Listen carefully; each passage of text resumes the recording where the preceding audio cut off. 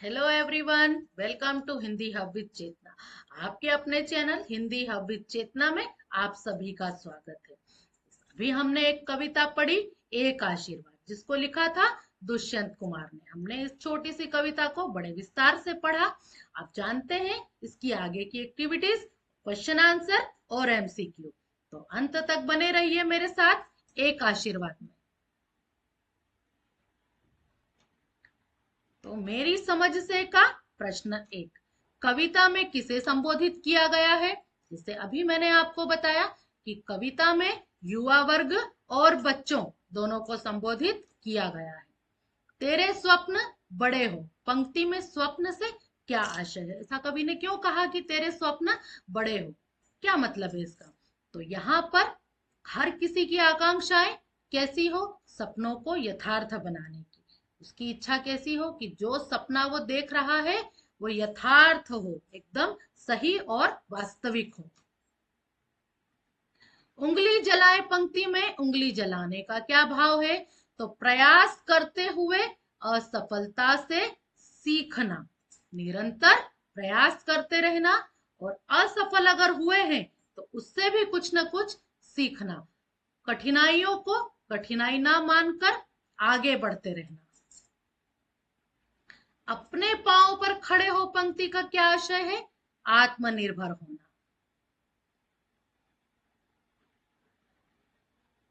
हो सकता है कि आपके समूह में साथियों ने अलग अलग उत्तर चुने हो। अपने मित्रों के साथ इसे चर्चा कीजिए और आपने ये उत्तर क्यों चुने वो भी बताइए। तो यह एक चर्चा का प्रश्न है, इस पर जरूर चर्चा की जानी चाहिए, जहां विद्यार्थियों को अपने उत्तरों के पीछे के कारण साझा करने होते हैं। ये एक चर्चा का विषय है, आपने जरूर चर्चा करनी चाहिए। वैसे भी बच्चे डिस्कस करते ही हैं कि मैं अब अगला जो मेरा साल है उसमें मैं क्या करने वाला हूँ, 10th के बाद में क्या करने वाला हूँ। हर व्यक्ति का अपना एक लक्ष्य होता है, तो ये निश्चित ही चर्चा का विषय है। मिलकर मिलान करें, हम अभी कर चुके हैं। देखिए,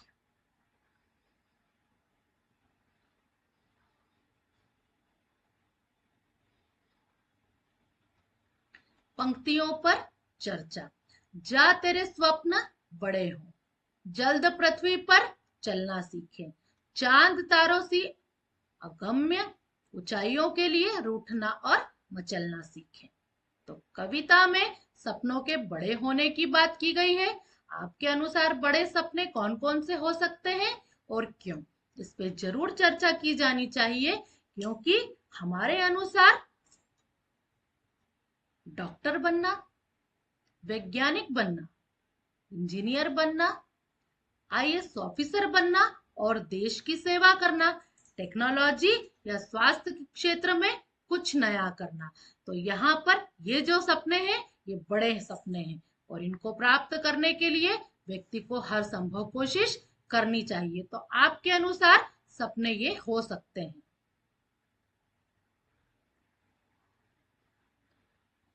अगला इसी में कि कला, संगीत, साहित्य में अपना स्थान बनाना, जैसे इसको कट जैसे एक प्रसिद्ध लेखक, गायक या चित्रकार बनना।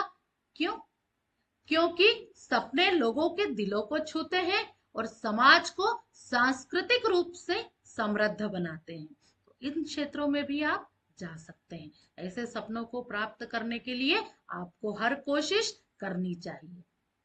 हर दिए की रोशनी देख कर ललचाए, उंगली जलाए पंक्ति में सपनों और लक्ष्यों को पूरा करने के लिए ललक की बात की गई है। ललक के साथ और क्या क्या होना आवश्यक है और क्यों? इसकी संकेत, योजना और प्रयास। क्या संकेत है आपने उनको पाने के लिए, क्या योजना बनाई है और पाने के लिए क्या प्रयास कर रहे हैं? तो आइए जानते हैं हमें हमारे सपनों को पूरा करने के लिए क्या करना चाहिए। तो सबसे पहला जो काम है हमारा, एक लक्ष्य निर्धारित करें, मेहनत करें और निरंतर अभ्यास करें, प्रयास करें। केवल चाहने से सफलता नहीं मिलती, उसके लिए लगातार परिश्रम करना पड़ता है। बिल्कुल सही, हर चीज को पाने के लिए परिश्रम करना पड़ता है, संघर्ष करना पड़ता है, मेहनत करनी पड़ती है और निरंतर प्रयास भी करने पड़ते हैं। सहनशीलता और धैर्य, जो कि आजकल की युवा पीढ़ी में बहुत कम है। सहनशीलता और धैर्य। रास्ते में बाधाएं जरूर आएगी, आलोचनाएं भी होगी। आलोचनाएं का मतलब है बुराइयां भी होगी, असफलताएं भी मिलेंगी। क्यों? क्योंकि ललक के साथ धैर्य रखना जरूरी है। तो ये सारी बाधाएं हैं हमारे लिए, ये जरूर आती है हमारे मार्ग में, लेकिन हमें उनको पाने के लिए तो ललक होना चाहिए, और दूसरा जीवन में धैर्य, एक बैलेंस, संतुलन बनाकर रखना चाहिए। असफलताओं को, आलोचनाओं को हमारे ऊपर हावी नहीं होने देना चाहिए। आत्मविश्वास। बड़े सपनों को पाने के लिए बड़ा जोखिम उठाना पड़ता है। क्यों? क्योंकि हर और असमंजस्य सफलता की राह रोक सकते हैं। दृढ़ निश्चय, निर्णय लेने के बाद उस पर अडिग रहना जरूरी होता है। हमारे अंदर इतना आत्मविश्वास होना चाहिए कि जो हमने ठान लिया है, वो दृढ़ निश्चय हमने कर लिया है, फिर कुछ भी हो जाए, हमारे मार्ग में कैसी भी बाधाएं आए, हमें उस निर्णय पर अडिग रहना चाहिए। बार बार बार बार हमें हमारे फैसले, हमारा लक्ष्य नहीं बदलना चाहिए। तो कल्पना कीजिए कि आपका सपना ही आपका मित्र है, आपको उससे बातचीत करनी हो तो आप क्या बात करेंगे? ऐसी कल्पना कीजिए आप कि आपका जो सपना है वो आपका मित्र है, और आप उससे बातचीत करना चाहते हैं, तो आप क्या बातचीत करेंगे? यह आपके लिए रहेगा होमवर्क। यदि आप किसी को आशीर्वाद देना चाहते हैं तो आप किसे और क्या आशीर्वाद देंगे और क्यों देंगे? जैसे कि अभी मैंने बताया कि जीवन में आशीर्वाद जो होते हैं हमें सकारात्मक ऊर्जा से, प्रेरणात्मकता से भर देते हैं। तो चलिए जानते हैं इसका आंसर। यदि मैं किसी को आशीर्वाद देना चाहूं तो मेरा आशीर्वाद केवल सफलता या समृद्धि तक सीमित नहीं होगा। मैं ऐसा आशीर्वाद देना चाहूंगा जो जीवन भर साथ दे, जो जीवन को अर्थपूर्ण बनाए। तो यहाँ पर मैं मतलब हम सब से बात कही गई है। अगर हम किसी को ब्लेसिंग्स देते हैं, आशीर्वाद देते हैं, तो क्या देते हैं कि केवल सफलता या समृद्धि तक वो सीमित ना रहे। ऐसा आशीर्वाद जो जीवन भर हमारा साथ दे और हमारे जीवन को अर्थपूर्ण बनाए। एक आशीर्वाद पाठ का सारांश। यहाँ पर जो इसके कविता के कीवर्ड्स हैं मैंने उनको हाईलाइट किया है। आप इन कीवर्ड से भी वाक्यों को बना सकते हैं, कविता को संभाल सकते हैं पढ़ते समय। चलिए, तो एक आशीर्वाद कविता युवा पीढ़ी को संबोधित कर प्रेरणादायक रचना है। तो कैसी प्रेरणादायक रचना? जो हमें प्रेरणा दे, जो उन्हें जीवन में आगे बढ़ने का मार्गदर्शन देती है। आशीर्वाद जो होते हैं हमें जीवन में मार्गदर्शन देते हैं और आगे बढ़ने की प्रेरणा देते हैं। मुख्य संदेश, कवि युवाओं को बड़े सपने देखने के लिए प्रोत्साहित करते हैं। कवि ने क्या किया है? बच्चों को बड़े सपने देखने के लिए प्रोत्साहित किया है। वे चाहते हैं कि युवा भावुकता से ऊपर उठकर वास्तविकता में जीना सीखे। जो युवा वर्ग है वो सपनों की दुनिया में जीते हैं, जल्दी भावुक हो जाते हैं, तो वो वास्तविकता के जीवन में जिए। भावना की गोद से उतरकर पृथ्वी पर चलना सीखे। वही फिर कहा गया है कि वो कल्पना की दुनिया से बाहर निकले और पृथ्वी पर चलना सीखे, यथार्थ के जीवन को अपनाएं। कविता में ज्ञान ही हर किरण को पाने की ललक रखने का संदेश देता है। ज्ञान जो है, ज्ञान से सर्वोपरि कुछ नहीं है, बस हमें हमारा लक्ष्य निर्धारित करना है। हर दिए की रोशनी देखकर ललचाए, युवाओं को प्रयास करते हुए, देखिए यहाँ पर युवाओं को प्रयास करते हुए असफलता से सीख लेना चाहिए।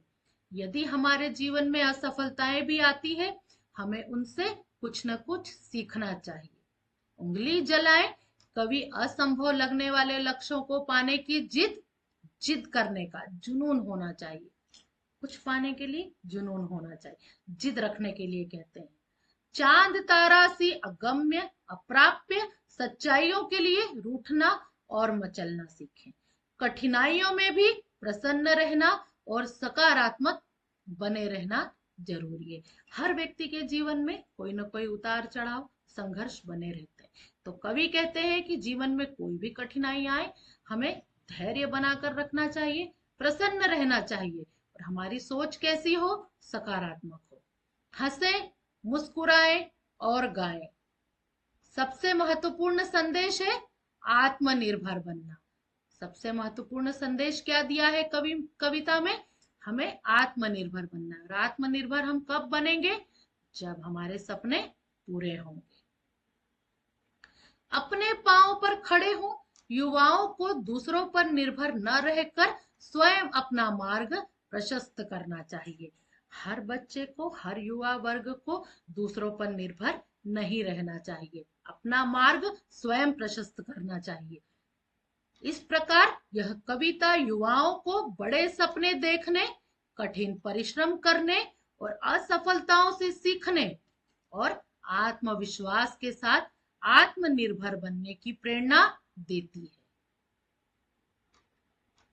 तो ये थी हमारी छोटी सी कविता एक आशीर्वाद, जिसकी अभी हमने एक्टिविटीज की और उसका सारांश समझा। अब आते हैं बहुविकल्पीय प्रश्न। कविता एक आशीर्वाद में किसे संबोधित किया गया है? युवा वर्ग और बच्चों दोनों को संबोधित किया गया है।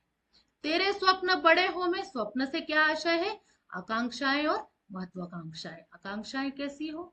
ऊंची हो, कुछ पाने की ललक हो। भावनाओं की गोद से उतरकर जल्द पृथ्वी पर चलना सीखे। तो भावुकता को छोड़ दें और वास्तविकता में जीवन जीना शुरू कर दें।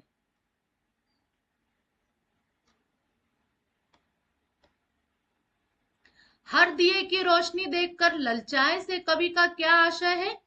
कि ज्ञान की हर किरण को पाने की इच्छा रखना।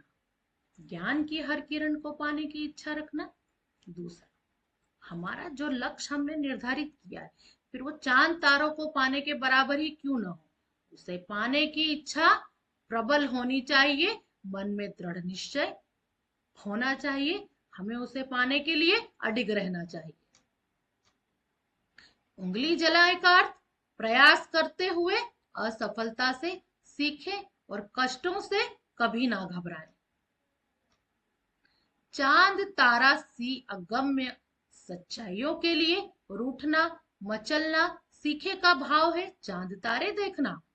रूठना और मचल जाना, सच्चाई से दूर भागना बिल्कुल भी नहीं। असंभव लगने वाले लक्ष्यों को पाने की जिद करना।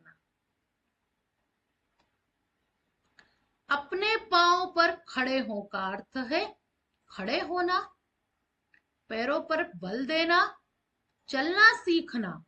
तो इसका सही उत्तर है आत्मनिर्भर बनना। युवाओं में, कविता में युवाओं को किस प्रकार की सोच अपनाने के लिए कहा गया है? कैसी सोच अपनाने के लिए कवि कह रहे हैं? कि सोच हमारी कैसी हो?